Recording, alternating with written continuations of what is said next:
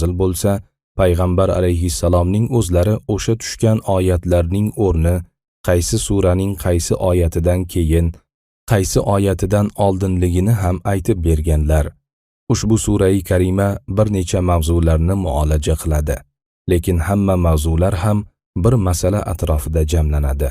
U ham bo'lsa, yahudiylarning islomga bo'lgan munosabatlari, payg'ambarimiz alayhissalomga va yangi islom jamoasiga qilgan qarshiliklari masalasidir.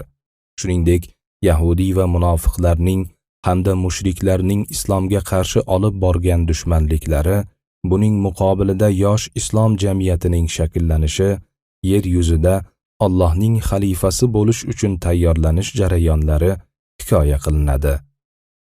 Madina-i Munavvarada nozil bo'lgan boshqa suralar kabi Baqara surasi ham musulmonlar o'z ijtimoiy hayotlarida muhtoj bo'lib turgan